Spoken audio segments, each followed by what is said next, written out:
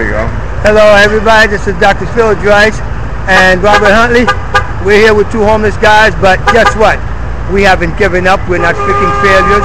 We're people. We're human. Senator of Shirley Huntley, State Senator, New York State Senator Shirley Huntley. I love my mother, and 113th with a crooked cop motherfucker that ruined my life, and you know, and a stink pussy fucking bitch, you know, along with that, you know, that pretty much I loved her, she knew that, and I don't see how she cannot help me at this point in my life. Now my mother has pretty much not turned her full back on me, but has let me have it, you know, really, you know, to a sense that it's my fault that of my health condition, because I drove her into a nervous condition, and that's all bullshit. I love my mother from the bottom of my heart. I love Deputy Inspector Tommy Lawless, who died, Mommy's right-hand friend, NPD, and Deputy Inspector Philip Erickson. And you know, I have let 113th and 103 off the hook with whatever I feel. Show them the bruises on you. They have ruined me. Show the bruises on you got when you went over there and your brother beat you up. This is right here. This is State Senator Huntley's son, Robert Huntley. He was beat up by his brother, who's a New York NYPD, and told not to come back home again. That's betrayal. That's treason. There's no sense for this. That's treason. But we're two homeless guys. We're buddies. And guess what? We're going to fight the fight. I've been homeless for the last 20 motherfucking years, where I thought I was like a white, black Jimi Hendrix, you know, where, you know, the guitar on my back and whatnot. But at this point in time, I'm 54 fucking years old. And this is bullshit. And today's Sunday, September 26th. Yes, it is. And it's right now 7:40. As far as Mayor Bloomberg is concerned, the New York Senate, the Congressional Committee is all full of shit. Because me and this man have legitimate evidence and what have you, and I have sued PD and fucking won. But this is bullshit, goddamn it. This is what the fuck it is, you know, goddamn it. And you know, through any righteousness through God that sent his only begotten son down here.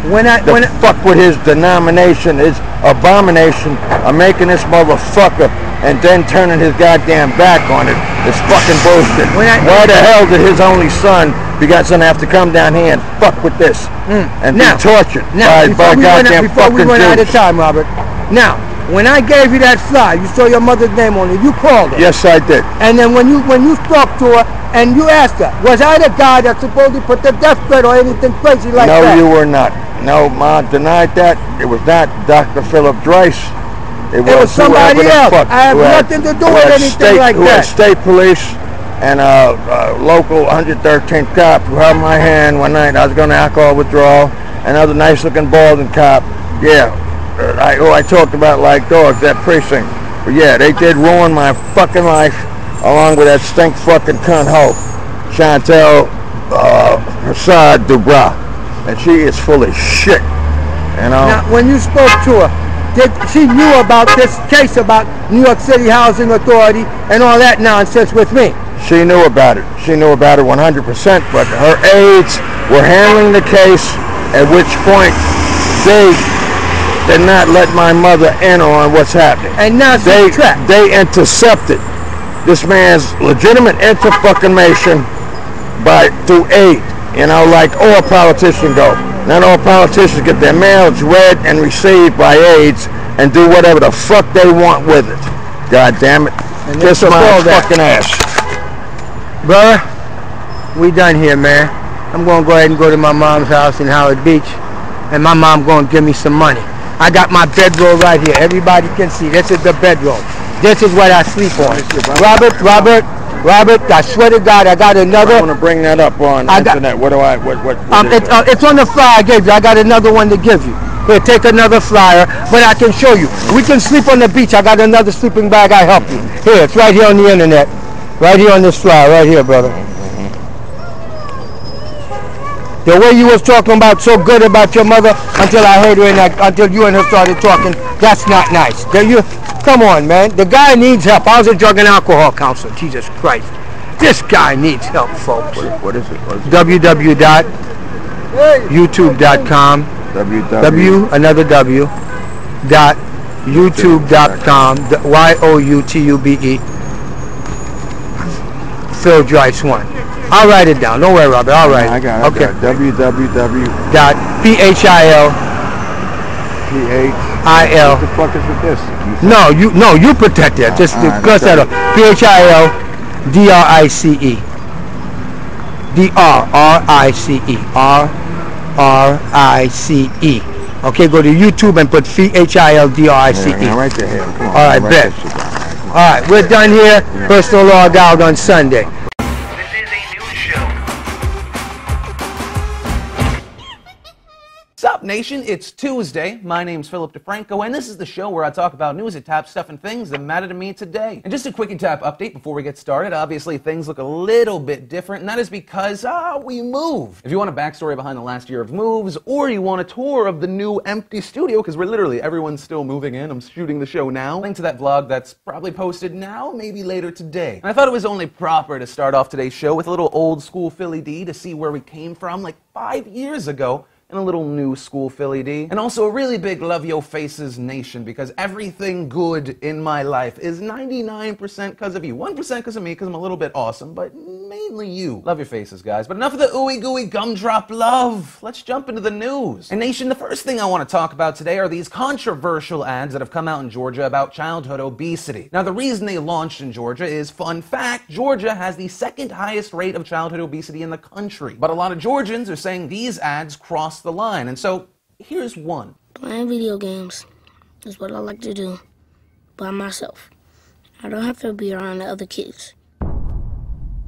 So all they want to do is pick on me. And that's it. Now, personally, I don't see how telling the truth is controversial. Did you grow up fat? Because I did, and it sucked. You know, I was a pretty active kid, but when you can't control the food just like being thrown at your face, and it's the shittiest food, you get fat, kids make fun of you because kids are the worst things on the planet, and then you get fatter because you're an emotional eater, and then they make more fun of you, and the cycle continues. I mean, part of me is like, I'm so grateful for my shitty-ass childhood because I'm the person I am today, because, no, it sucks so bad. So all these people getting up in arms and parents like, you have no right, shut your face. You are killing your child. Children should not have hypertension or worry about diabetes. And so I thank Children's Healthcare of Atlanta for releasing these ads because it's important. I don't like getting preachy about things, but this, I can't help it. But enough of that, let's move on to some other news. And we move to possibly the most random story of the day that comes out of Utah. A man was drunk in his kitchen when he saw a mouse and he was like, I hate mice. I hate mice so much, I'm gonna get my 9mm handgun and kill said mouse. Now, the surprising problem of being so drunk that you think I should shoot a mouse with a gun is your aim's probably not gonna be that good. And in fact, it was so bad, he not only missed the mouse, but he shot into the other room and shot his roommate. But wait, when the police got there, it got weirder. You know, because the police take shootings very seriously, they start conducting a search. And that's when a police officer found a basement, went down, and found a 13-year-old girl. Turns out there was a third roommate, 34-year-old Paul Kunzler, who had kept the 13-year-old girl there for the past 4 months for a sexual relationship. What the hell? So obviously Kunzler, because he was a dirty scumbag, was arrested for child rape, but that was the craziest roller coaster story with a twist ending that would leave M. Night Shyamalan like, say what? And so the main point, it is a very good idea to get drunk and shoot at mice. Or at least that's what I took from this. And the next thing I want to talk about is Netflix. You know, no one can deny that 2011 was a very rough year for them, but things are looking up in 2012. Because we talked a little bit about Netflix actually making their own series rather than just licensing other shows, because I think they see that it's kind of gonna go away. HBO Go is a fantastic service. A lot of the people are looking into like their own apps, uploading their own stuff. And so Netflix has been talking about making their own originals, and they released a trailer this morning. It's not the one with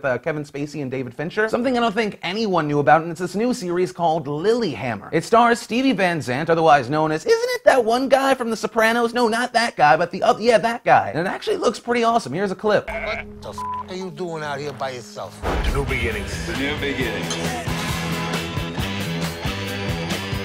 Now, it might be because I'm Italian and I automatically have to love like all Rocky movies and anything with a gangster, but I'm really excited. Ex-gangster who rats out his boss and then goes to Scandinavia and then he's like a mafioso dude there. That's awesome. Plus, this clip has to be the beginning of the most amazing kill scene ever.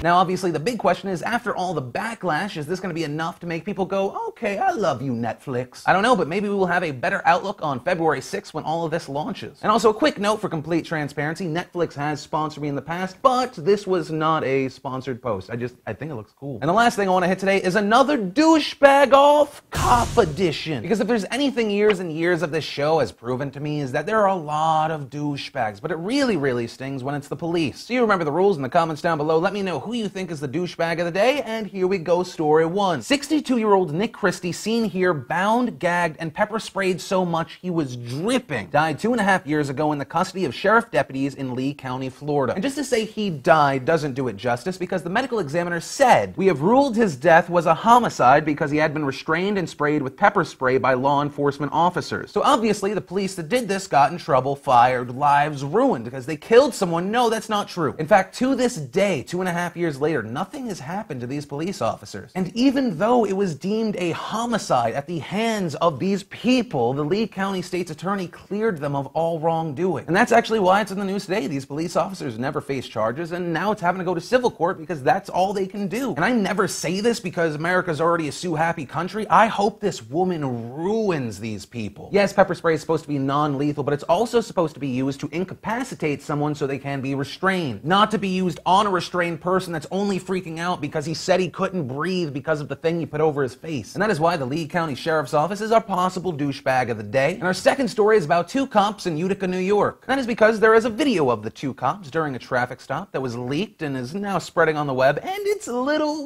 really bad. Everything looking pretty normal until about a minute 2 in the video, this happened. What was that baggie the police officer took out of his pocket? And it turns out it was a white cop planting drugs on a black man. Oh, why? You're just confirming the worst stereotypes about cops. It just, dirty, scummy bastards. But the silver lining to the situation is because this video was leaked out there, the video was sent to the FBI, and there's also an ongoing internal affairs investigation into why Utica police are so good at finding drugs on black people. But nation, it is up to you. Obviously, they are both douchebags, but who is our douchebag of the day? Let me know in the comments down below. And of course, we've come to that part of the show where I throw something at your face, and today it will be a $100 gift card to Amazon.com. Of course, to be eligible, just gotta leave a comment on this video, possibly about our question of the day. And also a big thank you, nation, to all of you that remember to clickety-clack the like button, share, favorite, whatever you do. But guys, that's really it for today. I am going to lay down on the couch back there and hopefully sweat through whatever the hell sickness I'm feeling right now. And yeah, it's that kind of day. But guys, of course, as always, my name is Philip DeFranco, and you've just been filled in. I love your faces, and I will see you tomorrow.